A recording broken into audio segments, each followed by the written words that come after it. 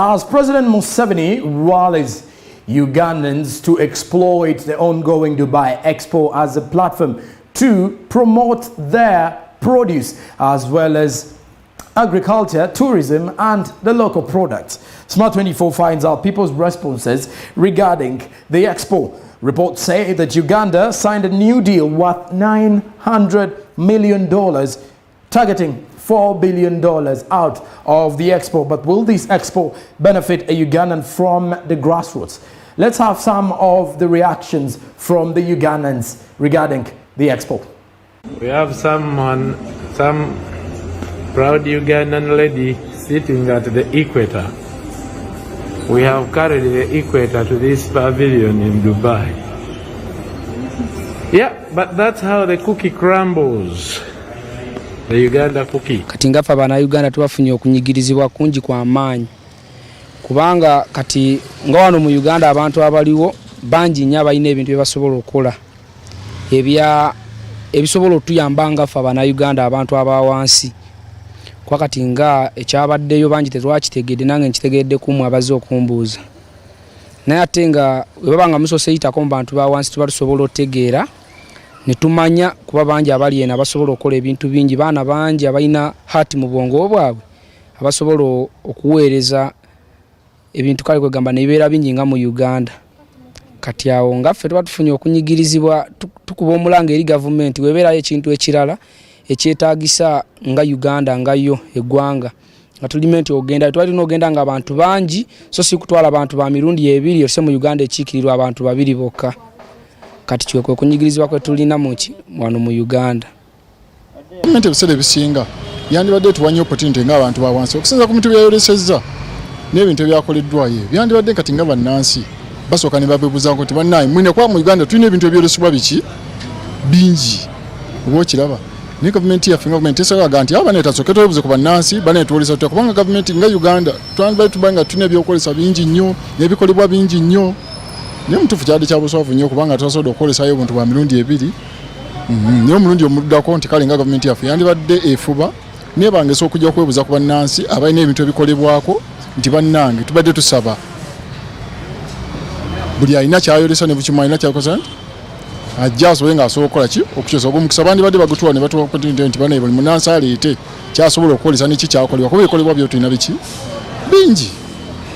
Kati ekyokulabirako ye abaana balina ebintu ebya culture okitegeera ebintu we bityo ebituna ensi yonna ne kati ffe kati nga ffe abaddugavu tetuyinza tutwala mata gatomere era njikubirira omwoleso oguddako esooke eyite mu bantu bawansi emanye tusoke n'abantu basobole okumanya omwoleso gwa kugenda abirayo mu nnaku z'omwezi nga 15 esooke eyiteyo mu nnaku ez'omwezi nga oba for example ng'omwezi ogutandika eyiteyo abantu baleete buli omu ayolese balabe ki ekigenda okulembera Uganda ki ekisobola okulidinga Uganda esobola obeera waggulu.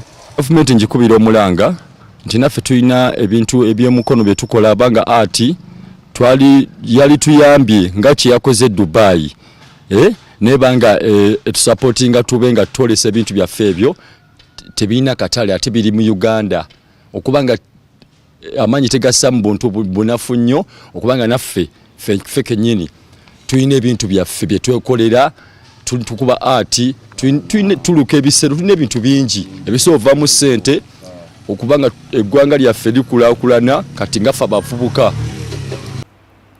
The claim coming in from most of the Ugandans is the government doesn't reach out to the grassroots or the people in the grassroots before coming out with such projects as well. And that has actually been one of the biggest challenges with the government. The policy makers in the country always let down the local people or people in the average world that can actually have a say, because some of these projects or some of these expos impact their lives. Remember, if most of the Ugandans also take part in the exercise of the Dubai Expo, it is to make sure that everyone gets a platform to promote the trade, just like the president says, that Ugandans need to use the Expo to exploit the different markets available in the international scene. So the bigger question would be, how far has the government sensitized the public ahead of the Dubai Expo? Let's move on to the next story. The Northern Bypass is one of Uganda's significant transport routes in the country. The project commenced in 2004, aiming at reducing traffic congestion in the city centers. Realistic construction was expected to end by 2020, but all in vain. The Uganda National Roads Authority say this is actually delayed due to long processes of land acquisition. Let's check out the details. The project has been undergoing expansion since 2013, funded by the Uganda government in partnership with the European Union. In May 2014, the Uganda National Roads Authority awarded the civil engineering and construction company based in Portugal known as Motor Angel contractor of the project's expansion. By the year 2018 in December, about 51% of the work had been completed as the actual completion is projected in 2021. The highway construction impacted the surroundings, for example, attraction of settlements, which also lead to the construction of markets around Kalere areas. However, although it has had a positive impact, certain challenges have been observed along the highway, for example, wrong parking around Kisasi, which affects pedestrians. Another challenge is that the highway has attracted slums, for example, at Kalere. This has had a negative impact on the drainage systems around the area as a result of excess dumping. So they get that injuries like it is us who are causing it. Sometimes we see that they've got injured, we take them to the hospital. We have to treat them because we can't just leave them to just go. It is us who are working here, we are supposed to be responsible for every problem which goes on here. So, thank you very much. And the poor drainage system has also had a negative impact on the businesses of the surrounding areas, especially during rainy seasons as their business gazetted areas are affected by the running water.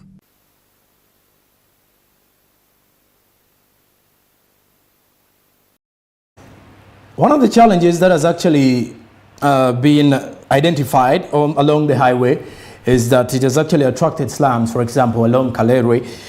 This has had a negative impact on the drainage systems around the area as a result of excess dumping from the different homesteads that are situated there. Remember, this project that started off in 2004, even up to now, we're still in the phases of the bypass, that is the Northern Bypass, to a journey of completion. Something which seemed to be a reality by 2020, but even up to now, it is still in vain. So the construction is still taking place. The project has been undergoing expansion since 2013, and it was funded by the Ugandan government in partnership with the European Union to make it a reality, to complete it. As of course you could see, every other term that comes by, every presidential term that comes by, new roads actually put on into the plans of renovations. Other roads actually put into plans to make sure the government completes their construction. And in this way, if you look at the construction which was expected to end by 2020, but even up to now, according to the Uganda National Roads Authority, they say they've attributed the delays on long processes of land acquisition, which include people settling across the reservation. If you look at the reservation areas, more so the land reserves where the UNRA had actually plotted that this is where the road is supposed to pass or where the highway is supposed to pass, some people are still settled there, or some people actually still carrying out different activities from trade down to agriculture and the case. And other people already settled in the areas, more so Kalere areas. And if you could see the highway construction impacted the surroundings, for example, the attraction of settlements, which also led to the construction of markets around Kalere areas. And by the end of 2018, in December, about 51% of the work had been completed, as the actual completion is projected to end in 2021, which is this particular year. But as of now, we are yet to attest to that. So maybe 2022 works will have already been done and dusted in that situation. So we would definitely wait and see how far will the road be. But if you could definitely see, according to what Uganda National Roads Authority have to say in regards to the completion of the job, is literally the challenge of the slums and the people who are settled around. It becomes difficult to actually displace these people in terms of construction, because it takes another phase to displace people who have just constructed. Imagine someone who has just constructed and has just started living in the area for not more than 5 years, and it's time for you to come and displace him because it is a land reserve, it becomes difficult. The Rangos step in.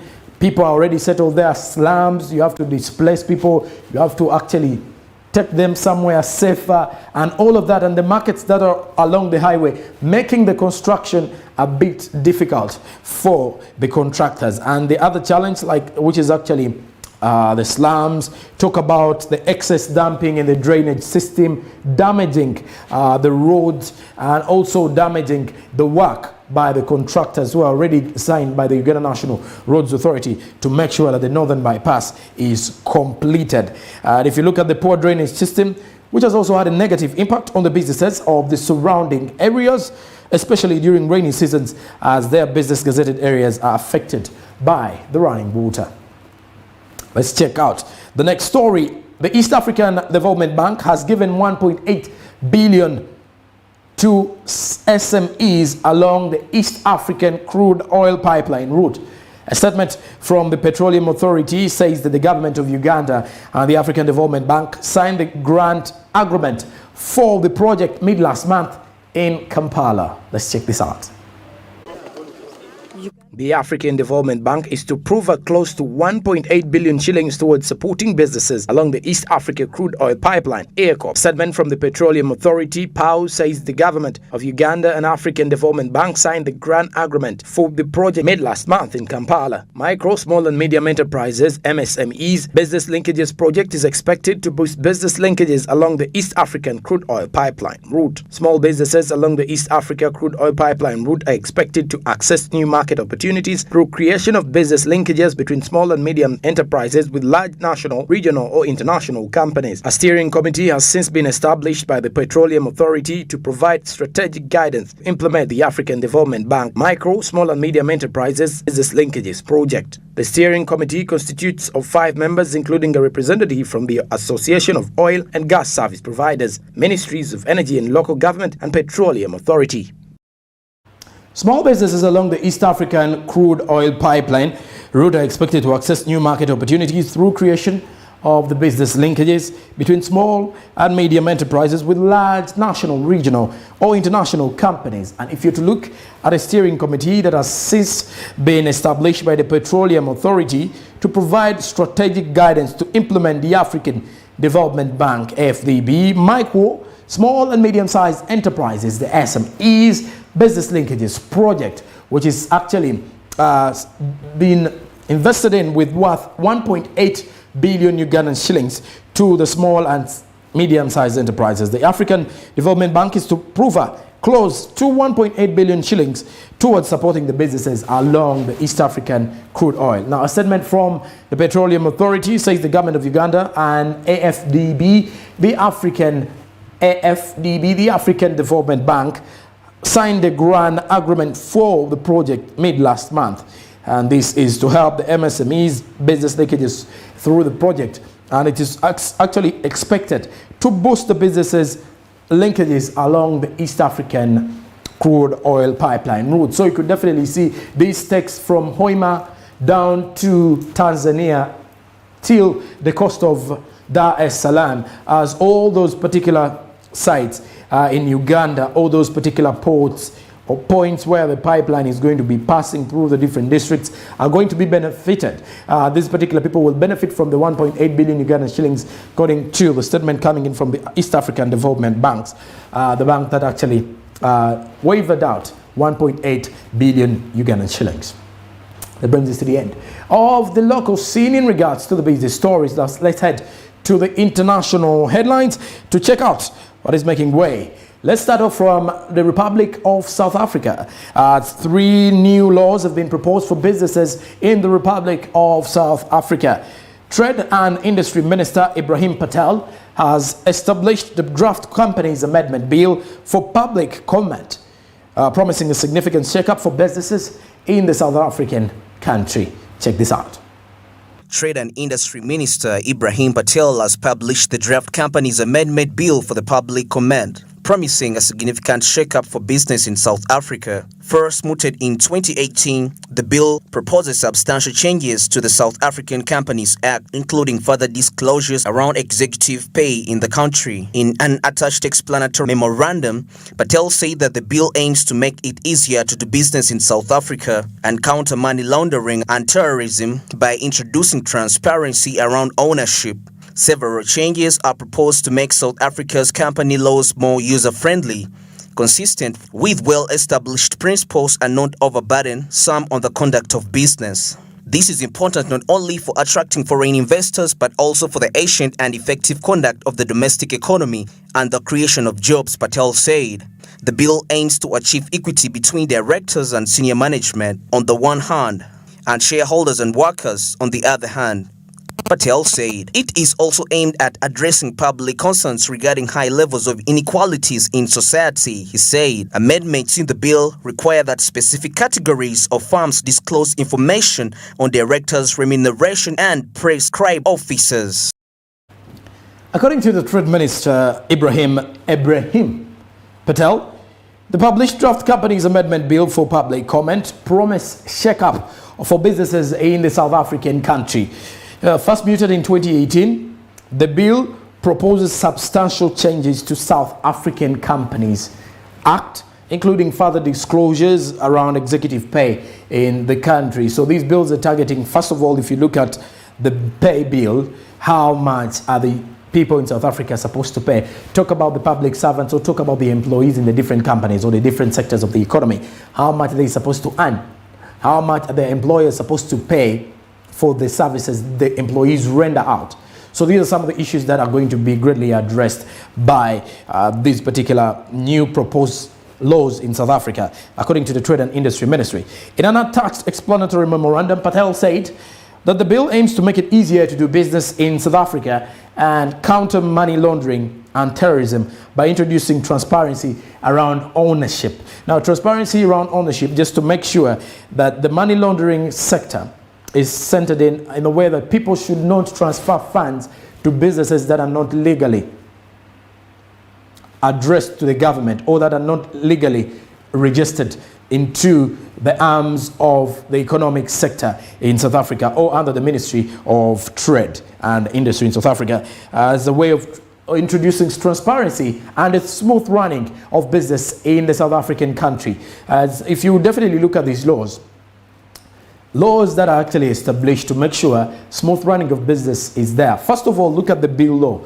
The bill law is open most especially to the corporate companies and the executives part of it, why you need to give clear bills that you're going to spend on your business. Also mention the money that you're going to spend on your employees, you as the employer. This is as a way of actually carrying out transparency so that before the government actually steps in to audit you, they would know how your business is actually running.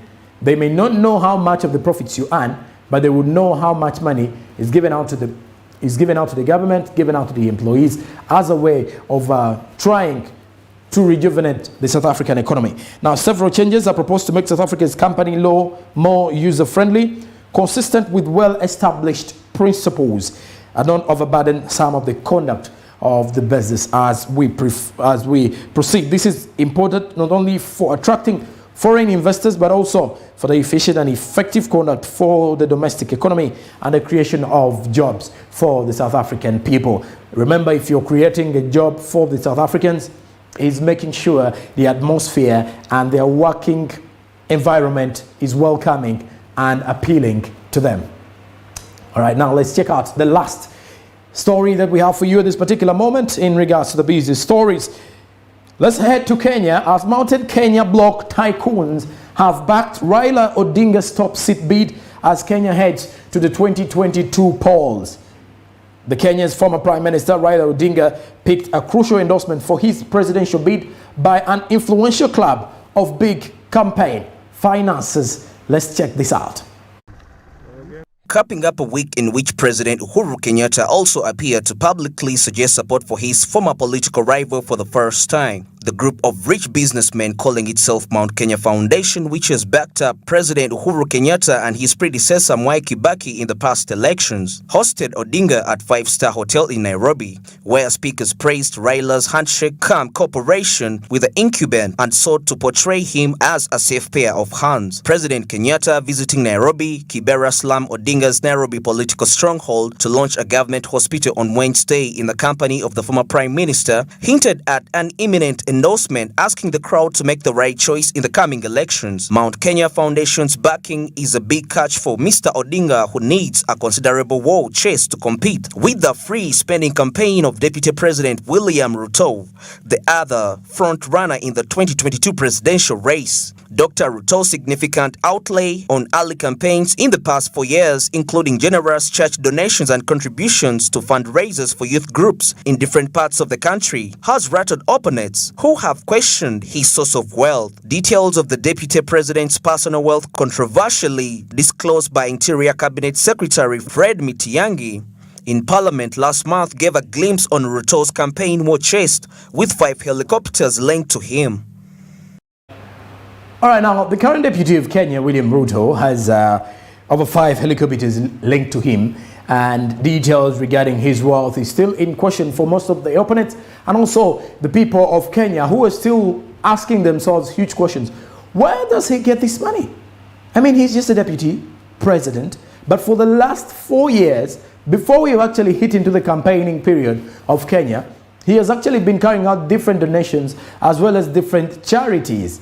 So most people are actually asking themselves a very huge question: where does he get the money? And if you look at Raila Odinga, when he gets the Mountain Kenya block of the tycoons, that particular segment of the rich men the rich businessmen in Kenya who are actually backing him for the top seat, comes as a way to actually help him throughout the financial frustrations that come about when you are seeking for the elections or during the campaigning time. He's facing a very expensive or a free spender in terms of the campaigns in Mr. William Ruto. So he's actually good in spending. The Deputy Vice President is actually linked with 5 helicopters. And these particular ones have actually helped him to move from different provinces in Kenya while addressing different masses as seeking for the 2022 elections in Kenya. And just a quick reminder, also the current president of Kenya, the outgoing president, that is Mr. Uhuru Kenyatta, is actually backing Raila Odinga, a leader of opposition. Very first time you would definitely see this from an African setting where a president is willing to step down, and not only to step down, but to support the opposition member. And it's quite challenging. I wouldn't want to draw it back to my motherland anyway, but it's quite challenging as well if you put it in that way, as all eyes would be on Kenya come 2022, as Kenya polls on the watch of every other sector in the world. Remember, in 2007, it had a very huge economic impact on the East African community, simply because most of the countries were using Mombasa as their route for exportation and importation. That is why you've seen that most of the East African communities have now turned their eyes to Dar es Salaam, because they don't know how far the elections of Kenya will lay an impact on the East African community and the business sector. And that ends up the news hour. I will return with more in regards to the story analysis and also a book preview from Han Chigundu.